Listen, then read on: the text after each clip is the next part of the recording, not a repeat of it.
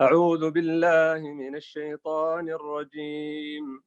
وإذ اعتزلتموهم وما يعبدون إلا الله فأووا إلى الكهف ينشر لكم ربكم من رحمته ويهيئ لكم من أمركم مرفقا. وترى الشمس إذا طلعت تزاور عن كهفهم ذات اليمين وإذا غربت تقرضهم ذات الشمال وهم في فجوة منه. ذلك من آيات الله، من يهد الله فهو المهتد ومن يضلل فلن تجد له وليا مرشدا. وتحسبهم أيقاظا وهم رقود ونقلبهم ذات اليمين وذات الشمال وكلبهم باسط ذراعيه بالوصيد. لو اطلعت عليهم لوليت منهم فرارا ولملئت منهم رعبا. وكذلك بعثناهم ليتساءلوا بينهم قال قائل منهم كم لبثتم؟ قالوا لبثنا يوما أو بعض يوم.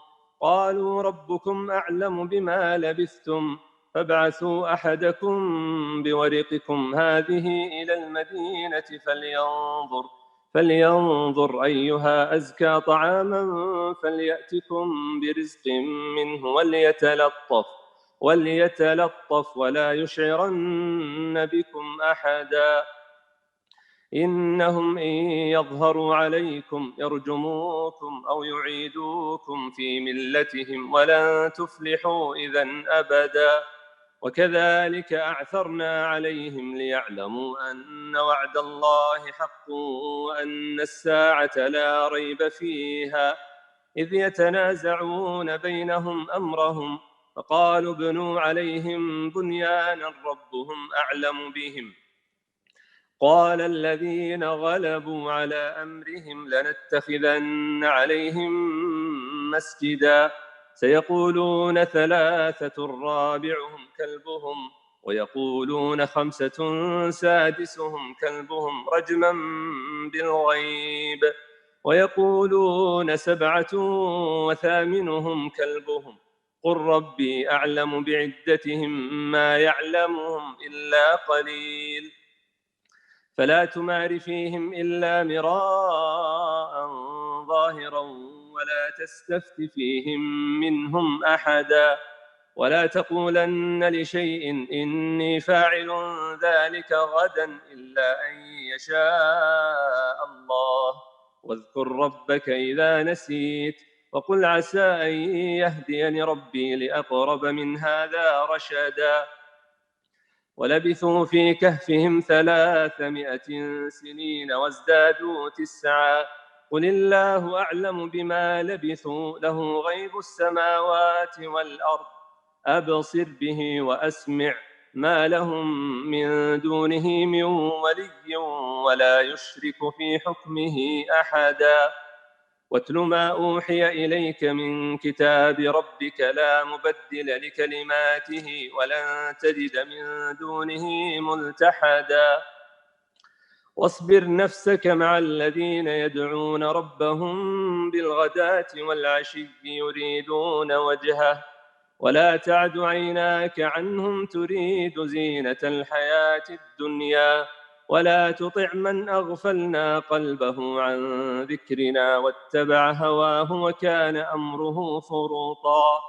وقل الحق من ربكم فمن شاء فليؤمن ومن شاء فليكفر إنا أعتدنا للظالمين نارا أحاط بهم سرادقها وإن يستغيثوا يغاثوا بماء كالمهل يشوي الوجوه بئس الشراب وساءت مرتفقا. إن الذين آمنوا وعملوا الصالحات إنا لا نضيع أجر من أحسن عملا أولئك لهم جنات عدن تجري من تحتهم الأنهار يحلون فيها من أساور من ذهب ويلبسون ويلبسون ثيابا خضرا من سندس واستبرق متكئين فيها على الأرائك نعم الثواب وحسنت مرتفقا. بسم اللہ الرحمن الرحیم. جب تم ان سے اور اللہ کے سوا ان کے اور معبودوں سے کنارہ کش ہو گئے تو اب تم کسی غار میں جا بیٹھو، تمہارا رب تم پر اپنی رحمت پھیلا دے گا اور تمہارے لیے تمہارے کام میں سہولت مہیا کر دے گا.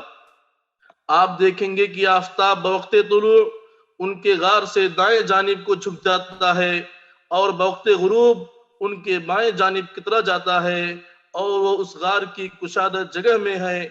یہ اللہ کی نشانیوں میں سے ہے.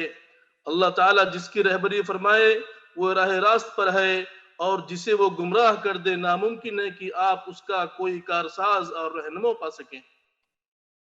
آپ خیال کرتے ہیں کہ وہ بیدار ہیں، حالانکہ وہ سوئے ہوئے تھے. خود ہم انہیں دائیں بائیں کروٹیں دلایا کرتے تھے.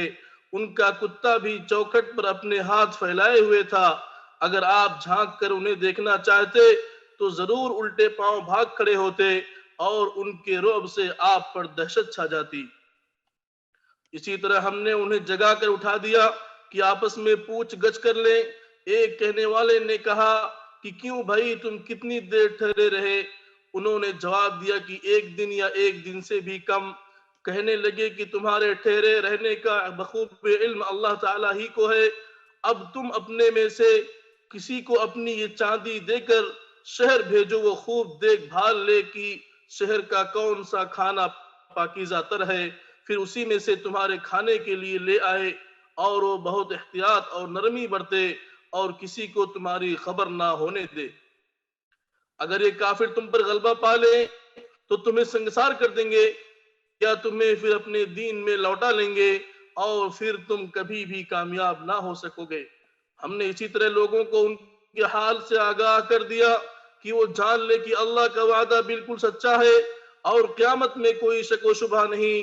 جبکہ وہ اپنے امر میں آپس میں اختلاف کر رہے تھے، کہنے لگے ان کے غار پر ایک عمارت بنا لو، اور ان کا رب ہی ان کے حال کا زیادہ عالم ہے. جن لوگوں نے ان کے بارے میں غلبہ پایا وہ کہنے لگے کہ ہم تو ان کے آس پاس مسجد بنا لیں گے. کچھ لوگ تو کہیں گے کہ اصحاب کہف 3 تھے اور چوتھا ان کا کتا تھا. کچھ کہیں گے کہ 5 تھے اور چھٹا ان کا کتا تھا. غیب کی باتوں میں اٹکل کے تیر تکے چلاتے ہیں. کچھ کہیں گے 7 ہیں، 8واں ان کا کتا ہے. آپ کہہ دیجئے کہ میرا رب ان کی تعداد کو بخوبی جاننے والا ہے. انہیں بہت ہی کم لوگ جانتے ہیں.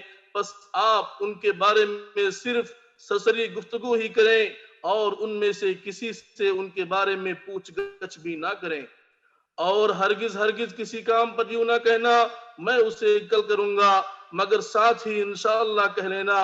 اور جب بھی بھولے اپنے رب کی یاد کیا کرو اور کہتے رہنا کہ مجھے پوری امید ہے کہ میرا رب مجھے اس سے بھی زیادہ ہدایت کے قریب کی بات کی رہبری کرے. وہ لوگ اپنے غار میں 300 سال تک رہے اور 9 سال اور زیادہ گزارے. آپ کہہ دیں کہ اللہ ہی کو ان کے ٹھہرے رہنے کی مدت کا بخوب علم ہے. آسمانوں اور زمینوں کا غیب صرف اسی کو حاصل ہے. وہ کیا ہی اچھا دیکھنے سننے والا ہے. سوا اللہ کے ان کا کوئی مددگار نہیں.